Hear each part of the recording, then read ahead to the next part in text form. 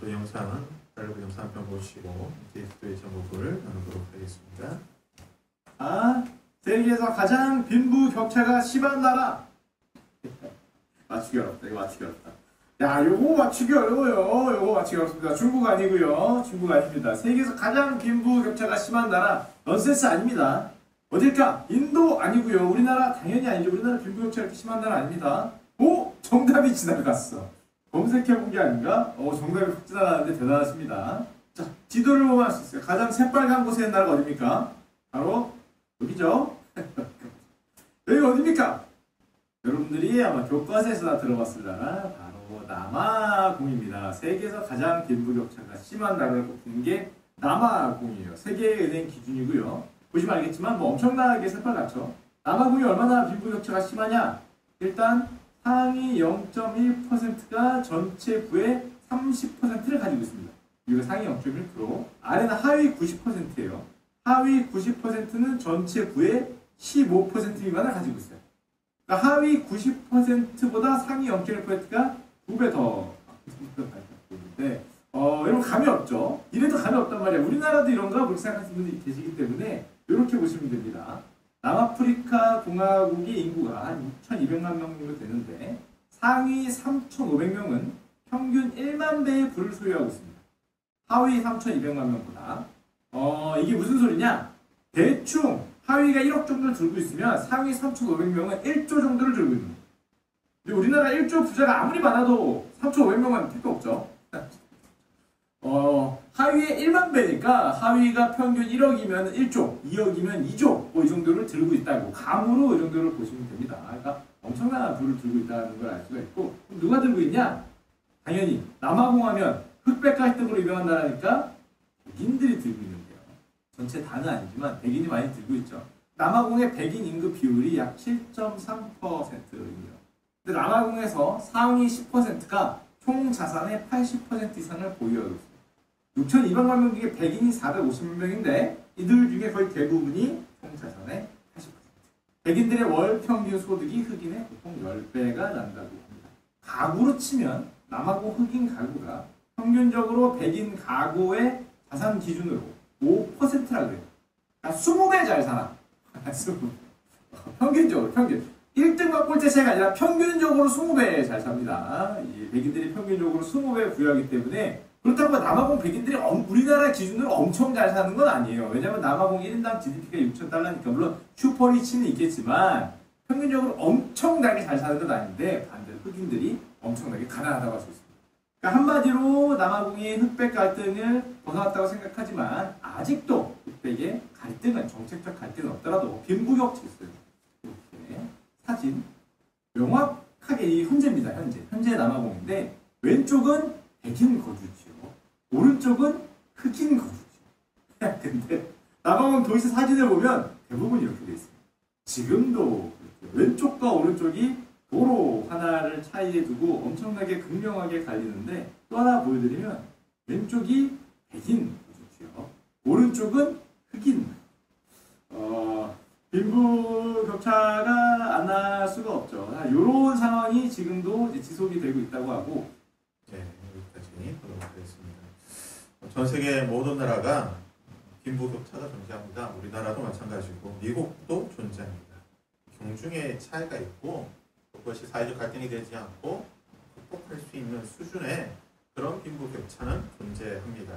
그러면 우리가 영상에서 보았듯이 남아공은 그것을 극복하기 힘든, 가난한 자는 철저히 가난하고 부한 자는 너무나 부한, 그리고 이제 흑인과 백인의 그런 문제가 있는데, 그러다 보니까 없는 자들은 가진 자들에 대한 분노와 원망이 있죠. 백인들에 대한 원망과 분노를 가지게 됩니다.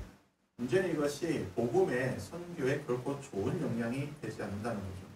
일반적으로 기독교, 서구의 종교라, 기독교는 백인의 종교, 서구의 종교라는 인식이 있기 때문에 아프리카 대륙에서 복음 전도한다는 것이 그렇게 좋은 환경은 아닙니다. 더군다나 이렇게 흑백 갈등이 있던 나라에서 복음을 증거한다는 것, 백인의 종교인 기독교가 흑인에게 전달이 된다는 것은 결코 쉬운 일이 아닙니다. 특별히 이제 남아공 그 안에 보면 이제 아닌가 옆인가 보면 레소토가 있죠. 김옥수 선교사님이 사역하시는 레소토가 있는데 남아공이나 레소토도 다 마찬가지입니다. 상황이. 그래서 특별히 우리가 남아공과 또 레소토 김옥수 선교사님을 위해서 기도할 때에 하나님이 이 흑백 갈등이나 빈부격차가 복음을 전하는 일에 방해가 되지 않도록 그 땅에 평화를 주시고 경제적 평등과 하나님의 공의가 실현되게 하여 주옵소서. 우리가 기도하는 시간을 갖도록 하겠습니다. 지난해 11월 북한을 탈북한 쿠바 주재 북한 외교관이 있습니다. 리철규, 북한 발음을 리일규 참사가 있는데요. 지금 사진에서 보는 이 사연입니다.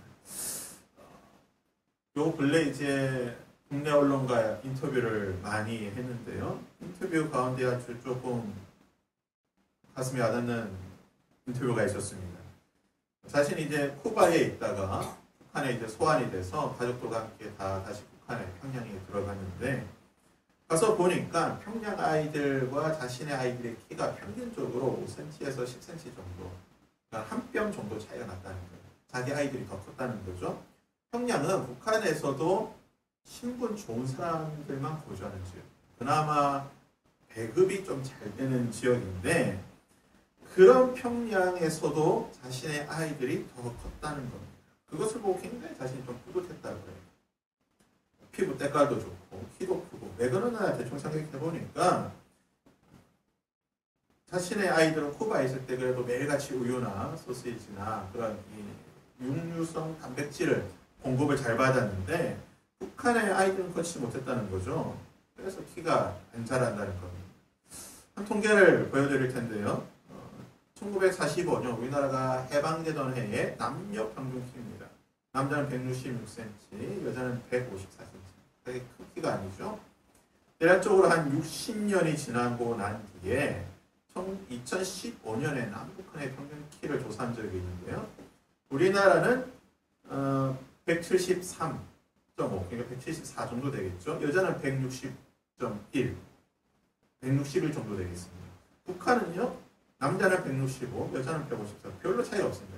해방되고 난 뒤에 우리나라 같은 경우는 남자 같은 경우는 한 8cm 정도, 여자는 한 6cm 정도 더 키가 컸는데 70년이 지났지만 북한은 거의 변화가 없다는 거예요.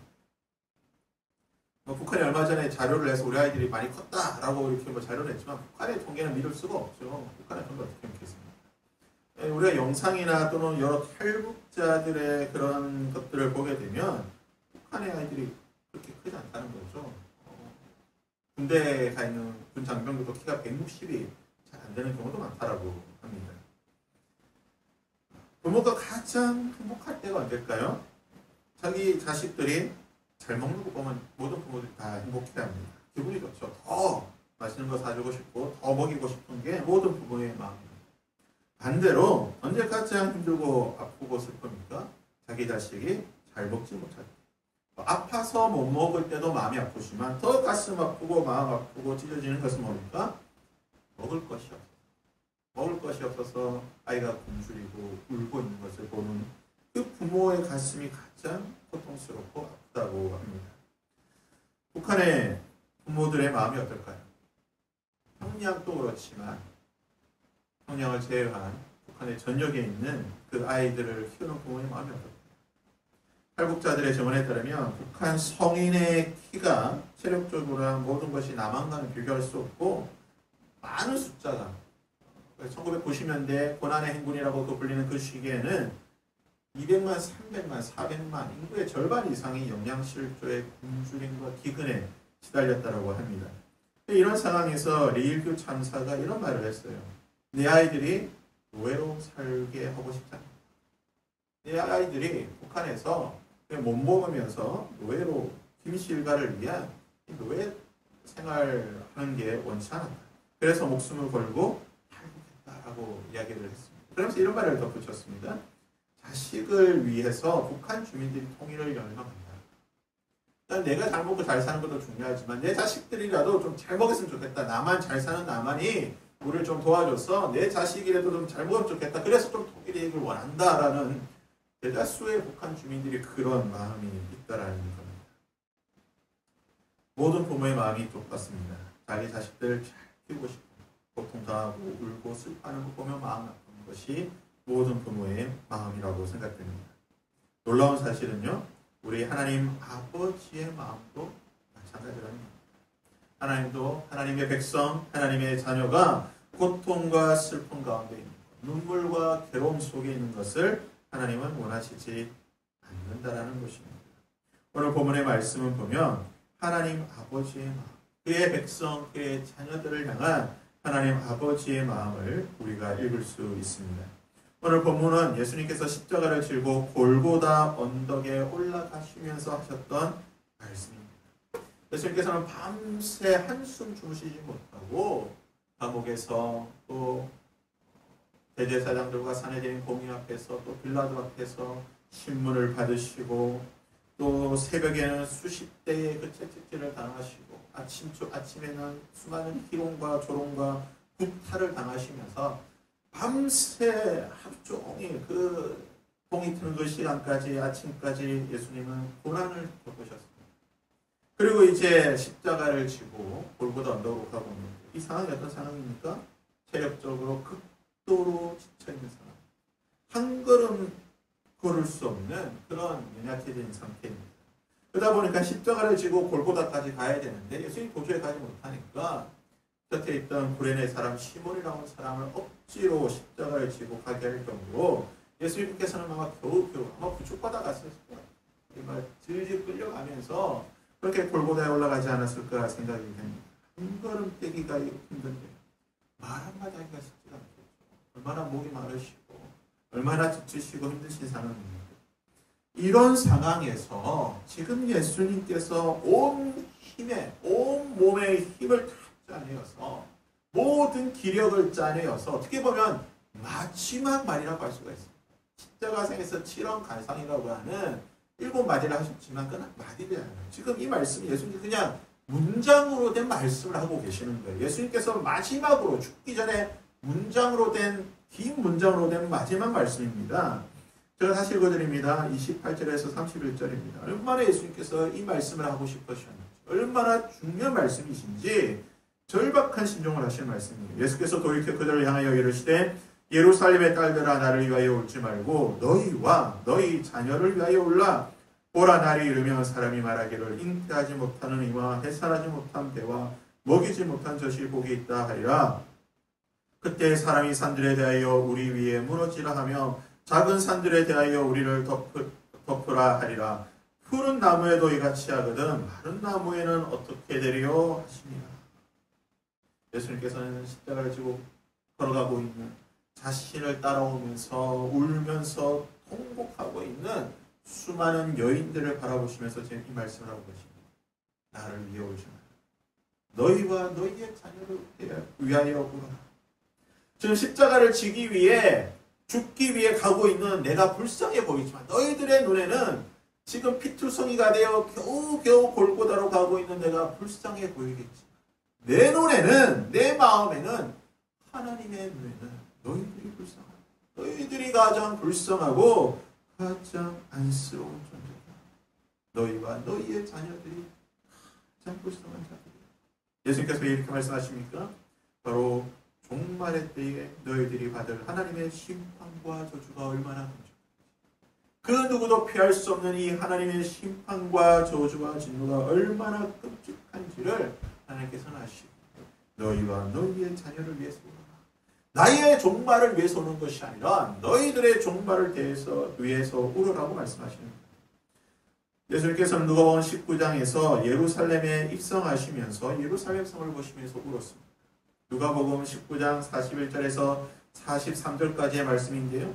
가까이 오사 성을 보시고 우시며 이르시되 너도 오늘 평화에 관한 일을 알았더라면 좋을 뻔하였거니와 지금 내 눈에 숨겨졌도다. 날이 이를지라 네 원수들이 포도를 쌓고 너를 둘러 사면으로 가두고 또 너와 및 그 가운데 있는 내 자식들을 땅에 메어치며 돌 하나도 돌 위에 남기지 아니하리니 이는 내가 보살핌 받는 날을 알지 못함을 인함이니라 하십니다.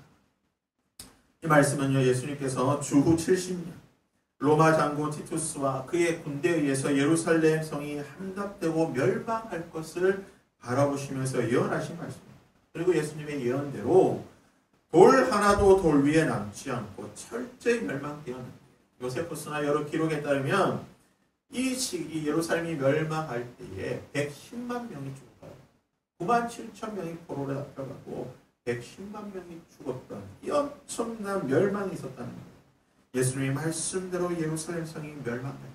그런데 지금 이 예수님의 말씀이 어떻게 예루살렘의 멸망만을 바라보고 하신 말씀이겠습니까?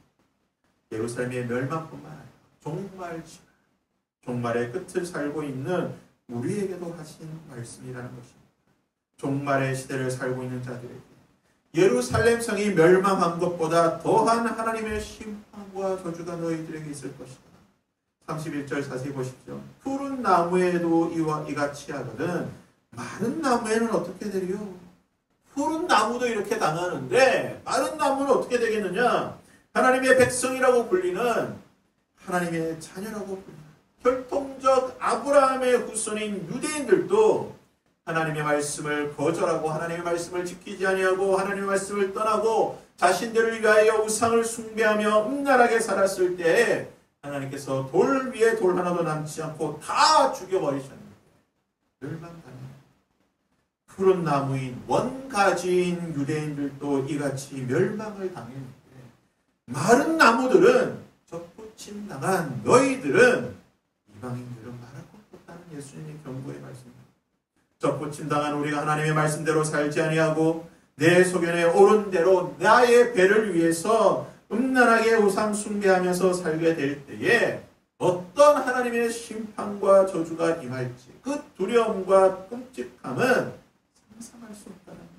그러기에 예수님께서는 너희는 나를 위해 울지 말고 이 종말의 시대를 살아가고 있는 너희들을 위하여 하나님의 그 임박한 심판과 저주 앞에 서 있는 너희들을 위하여 너희의 자녀들을 위하여 울라라고 말씀하고 계십니다. 어느 시대가 더 악한 시대고 어느 시대가 좀 덜 악한 시대인가? 이것을 비교하는 것 자체가요 도찐개찐입니다. 모든 시대는 악합니다. 언제나 악이 넘치고 가득한 시대였습니다. 그런데 분명한 사실은 시대가 가면 갈수록 인간의 지혜와 지식과 기술이 발전하면 발전할수록 이 악함이라고 하는 것이요 더 치밀해지고 더 교묘해지고 더 보편성을 띈다는 겁니다. 악의 보편성이라고 해야 될까요? 모든 사람이 악에 대해서 무뎌지는 거예요.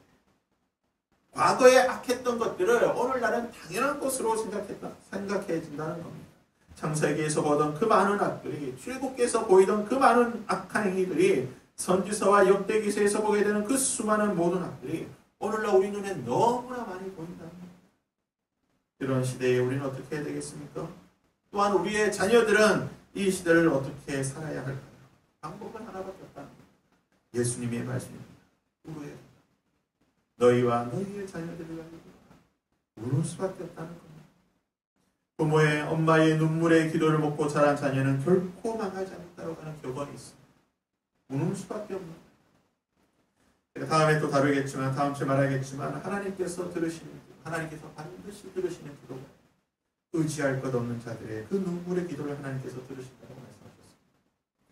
어머니 자식을 가슴에 붓고 눈물을 흘려 기도하는 이 부모의 기도를 하나님께서는 들어주신다.